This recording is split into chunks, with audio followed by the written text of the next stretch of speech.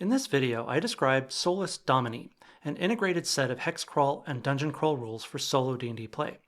It is agnostic to whatever D&D rules you choose, and you can run one or more characters of your own creation. In late 2023, I wanted to create my own set of hex-crawl and dungeon crawl rules for solo D&D play. I pored over the dungeon generation sections of the AD&D Dungeon Master's Guide, plus the relevant sections of the 2014 5th edition DMG, and even the referee's tome of Old School Essentials. Oh, and I reviewed the basic D&D rulebook circa 1981. I was also inspired by the numerous solo play YouTube videos from Daniel at Bandit's Keep, which are great by the way. After this thorough research and review, I made an inventory and summary of the elements of what's fun to play and removed the tedious or unnecessary contents from the various rulebooks. I then distilled this into my own main sections: how to run a hex crawl through the wilderness, and how to run a dungeon crawl for what's below the surface. These rules were a lot of fun to play, and I realized I could use both old school characters as well as modern 5e characters pretty much interchangeably. Only the random monster tables would need to be adjusted. Otherwise, it was a total blast. This led me to a realization: why should I be the only one enjoying this?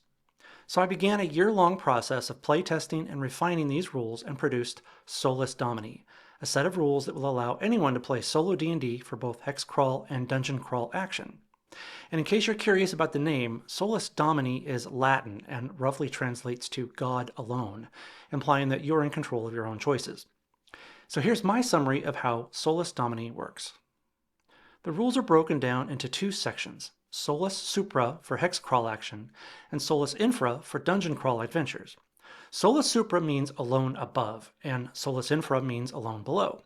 Both are integrated so that as you explore the above-ground wilderness using the Solus Supra section, you randomly come across dungeons and ruins and the like. If you choose to delve underground, you use the Solus Infra section to carry your adventure into the Underdark. You provide your characters of whatever party size you choose and whichever rule set you prefer. It can be old school rules like AD&D or BECMI or 2.0, or you can use modern stuff like 5e. You can even use a third-party D&D-like rule set if you wish. Solus Domini is fairly rules agnostic, and really only the random monster tables would need to be adjusted, and that's super easy. When the Solus Domini system indicates a monster is encountered on the surface or within a dungeon, just consult the random monster tables in your D&D rules of choice to proceed. When in hex crawl mode, as you explore the wilderness, the system handles things like weather and terrain with ease. It assumes you're using a hex map with 6 miles per hex. On a good day with fair weather and uncomplicated terrain, you can travel up to 3 hexes. Every hex has its own possible events, such as finding a settlement, an NPC's stronghold, a dungeon, or random encounters with monsters.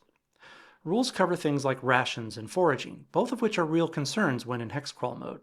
For example, on any given day, you can choose to travel or stay put and forage.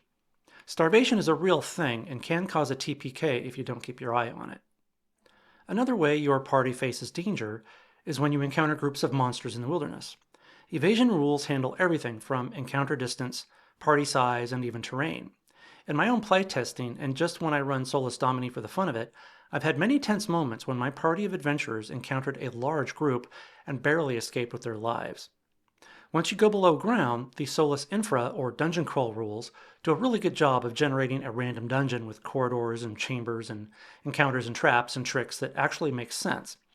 Creating a random dungeon that mimics the kind of logic a deliberate and crafted dungeon by a qualified DM is a challenge, but Solus Infra does a really good job of it.